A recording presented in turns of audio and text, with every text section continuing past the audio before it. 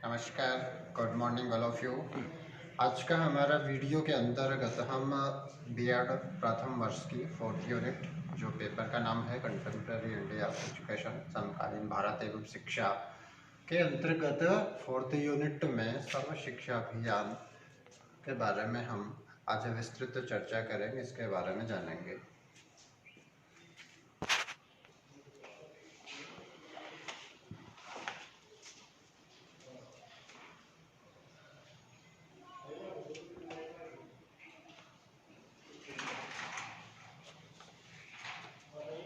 देखिए, सबसे पहले 1990 के अंतर्गत थाईलैंड में जमेतिया नाम का एक शहर है, वहाँ पर सर्व शिक्षा अभियान की शुरुआत की गई।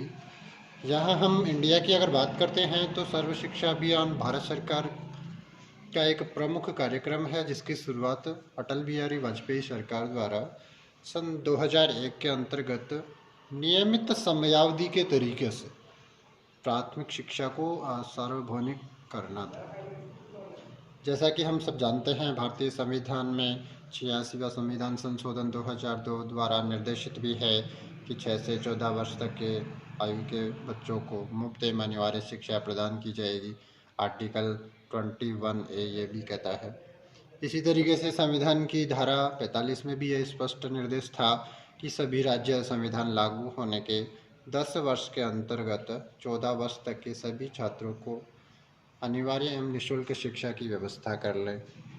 इसी संबंध में कोठारी शिक्षा आयोग ने भी राष्ट्रीय शिक्षा नीति में भी यह सुझाव दिए गए और इसे लागू करने के लिए ऑपरेशन ब्लैक बोर्ड जैसी योजनाओं का क्रियान्वयन भी किया गया। अब मूल रूप से हम बात करें तो सारे रूप में हम यूँ कह सकते हैं कि जो सर्व शिक्षा अभियान है वो एक तरीके से समयबद्ध कार्यक्रम है। प्राथमिक शिक्षा का सार्वभौमिकरण है। तीसरा, गुणात्मक शिक्षा पर इसमें बल दिया गया है। और चौथा, स्थानीय जो संस्थाएं हैं उनकी प्रभावशाली सहभागिता पर भी इस पर बल दिया गया है। अब हम बात करते हैं सर्व शिक्षा अभियान के लक्ष्य के बारे में, और उसके बाद में हम बात करेंगे सर्व शिक्षा अभियान के उद्देश्य। तो सबसे प्रमुख उद्देश्य आप देख रहे होंगे, प्रारंभिक शिक्षा, यानी सर्व शिक्षा अभियान का प्रमुख जो उद्देश्य है वह प्रारंभिक शिक्षा प्रदान करना है। यानी पहला हम चर्चा कर चुके हैं आरटी, जब हमने पढ़ा था उसमें भी हमने चर्चा की थी। तो 86 का जो संविधान संशोधन उसमें भी यह निर्देशित किया गया है कि देश भर में 6 से 14 वर्ष तक के जो बालक बालिकाएं हैं उनकी प्रारंभिक शिक्षा की व्यवस्था की है। तो सबसे मुख्य जो लक्ष्य है वो ये है कि प्रारंभिक शिक्षा देश के सभी 6 से 14 आयु वर्ष के जो बालक बालिकाएं हैं उनके लिए सुनिश्चित की जाए। यह लक्ष्य को ध्यान में रखते हुए सबसे महत्वपूर्ण लक्ष्य सर्व शिक्षा अभियान का यह। दूसरा, हम बात करते हैं प्राकृतिक वातावरण।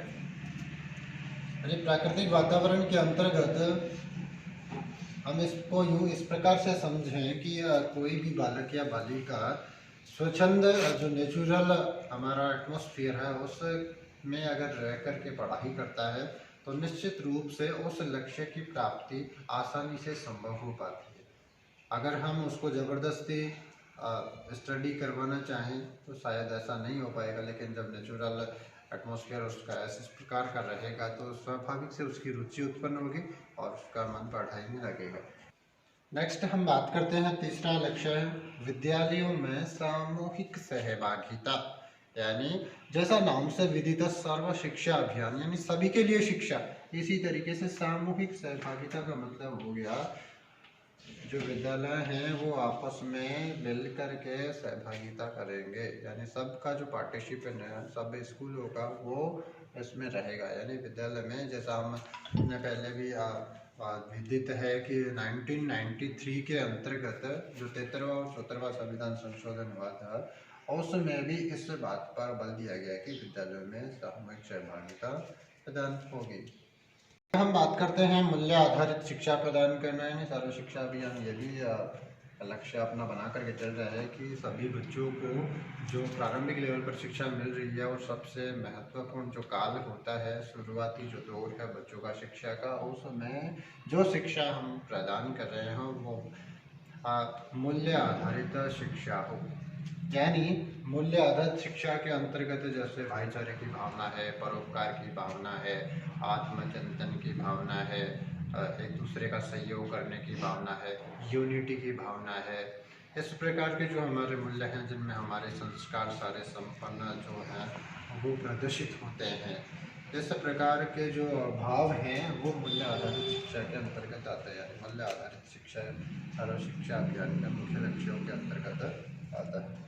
अंतिम अगर लक्ष्य की हम बात करते हैं तो सामाजिक, क्षेत्रीय एवं लैंगिक असमानता के आधार पर जो भेदभाव है उसको समाप्त करना। जैसा कि हम सब देखते हैं कहीं ना कहीं विद्यालय के अंतर्गत भी या समाज में भी विभिन्न जो जाति वर्ग है उनमें आपस में वैमनस्यता का भाव होता है। आपस में जाति के आधार पर हो सकता है, या फिर लिंग के आधार पर हो सकता है, या फिर भाषा के आधार पर हो सकता है। तो ये जो आपसी भेदभाव है वो बच्चों के अंदर ना आए, इसको बिल्कुल विद्यालय में जो आपसी भेदभाव है उसको खत्म करना इसका सर्व शिक्षा अभियान का लक्ष्य के अंतर्गत आता है। अब हम बात करेंगे सर्व शिक्षा अभियान के सर्व शिक्षा अभियान के अंतर्गत जो इसके उद्देश्य हैं हम उसकी बात करते हैं। तो सबसे प्रथम जो उद्देश्य है वह सन 2003 तक प्रारंभिक शिक्षा को सर्वसुलभ बनाना। यानी वर्ष 2003 तक जो प्रारंभिक शिक्षा है उसको सर्वसुलभ बनाना, यानी सभी के लिए सुलभ वो होनी चाहिए।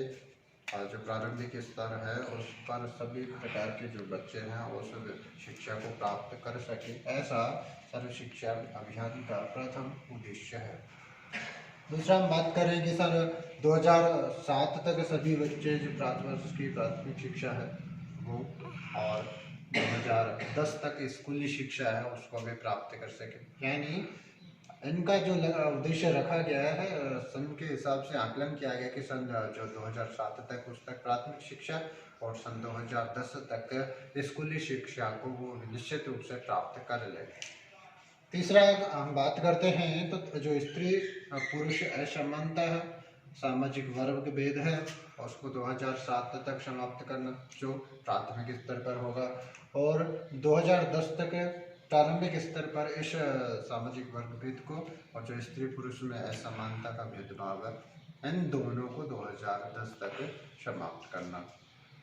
अगला हम बात करते हैं तो जीवन स्तर को सुदृढ़ बनाने के लिए गुणात्मक शिक्षा पर बल दिया जाएगा। यानी हमारा जो लाइफ स्टाइल है उसको सुदृढ़ बनाने के लिए, उसको अधिक मजबूत और बनाने के लिए जो हमारा गुणात्मक शिक्षा है उसके ऊपर बल दिया जाएगा। यानी आजकल की जो हमारी शिक्षा है वो गुणात्मक शिक्षा नहीं रह गई है, सिर्फ कॉम्पिटिटिव एग्जाम की तैयारी के हिसाब से हम पढ़ाई करवाते हैं। जो हमारा टॉपिक है, टॉपिक के अंतर्गत भी परीक्षा में क्या पूछा जाएगा बस उतना सा हम अध्ययन करवाते हैं, लेकिन जो वैल्यू बेस्ड जो एजुकेशन है उस पर इन दिनों शायद कम ध्यान दिया जा रहा है।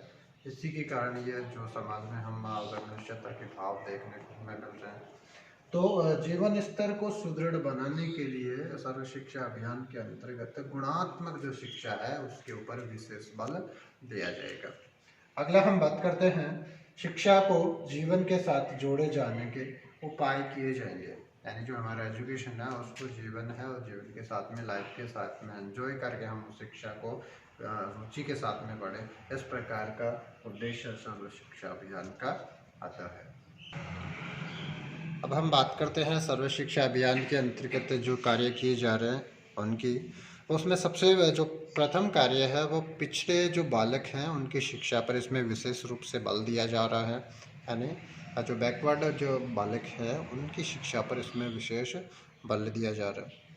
दूसरा, अनुसूचित जाति और अनुसूचित जनजाति और जो दुर्गम स्थान है वहाँ पर रहने वाले जो बालक हैं, जहाँ पर कोई किसी प्रकार की बिजली पानी की किसी की भी सुविधा नहीं है, वहाँ पर उनकी प्राथमिक शिक्षा पर विशेष ध्यान दिया जा रहा है। ऐसे एरिया को ढूंढ करके वहाँ पर बच्चों को प्राथमिक शिक्षा प्रदान की जा रही है। अगला हम बात करते हैं तीसरा जो इसका कार्य है वो बालिकाओं की प्राथमिक शिक्षा पर विशेष बल दिया जा रहा है। यानी जो चाहे वो पिछड़े वर्ग की हो, चाहे एससी की हो, चाहे एसटी की हो, बालिका किसी भी वर्ग की हो उस पर विशेष प्राथमिक शिक्षा के लिए विशेष बल दिया जा रहा है। अगला हम बात करें तो जो विकलांग बालक हैं उनकी शिक्षा पर विशेष बल दिया जा रहा है।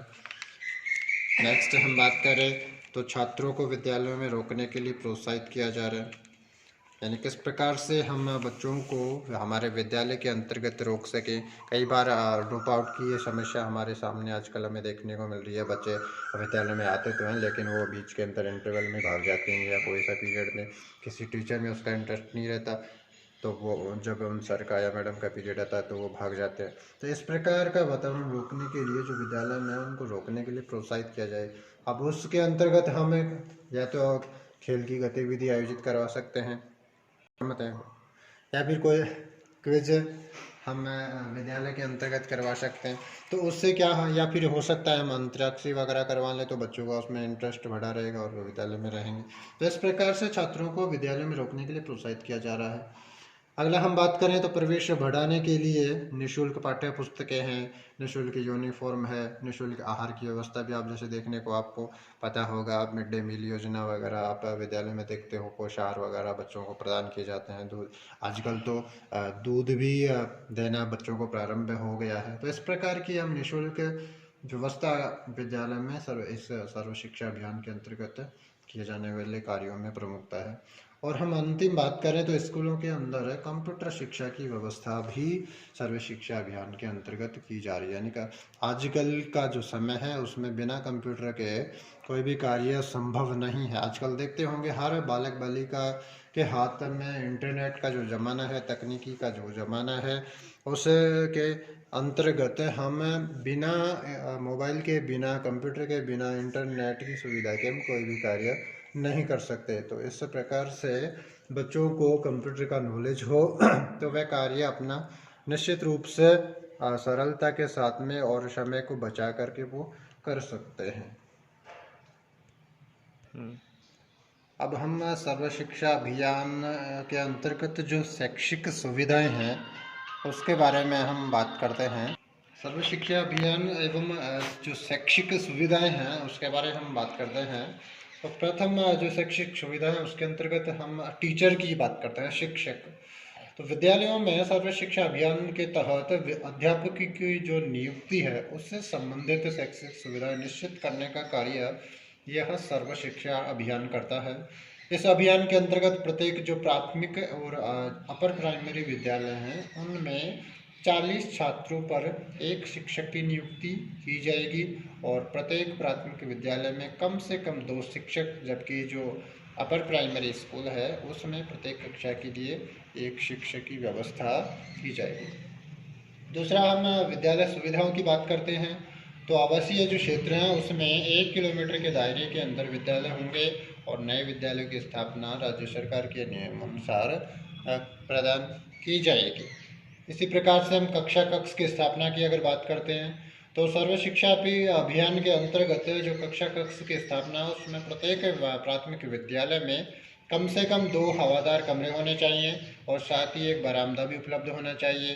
विकलांग एवं जो अयोग्य बालक हैं उनके लिए आवश्यकता अनुसार कक्षा कक्ष में साधन भी उपलब्ध होने चाहिए। अगर हम बात करें निःशुल्क पुस्तकें, तो जो SC और ST के बालक बालिकाएं हैं और विकलांग जो बालक हैं उनके लिए निःशुल्क पुस्तकों की व्यवस्था भी सर्व शिक्षा अभियान के अंतर्गत की गई है। दूसरा, शिक्षण अधिगम सामग्री की बात करें तो प्राथमिक स्तर पर विद्यालय में प्रति विद्यालय 10,000 रुपये और जो उच्च प्राथमिक स्तर है उस पर प्रति विद्यालय 50,000 रुपये की जो शिक्षण अधिगम सामग्री है वो सर्व शिक्षा अभियान के तहत विद्यालय में प्रदान की जाएगी।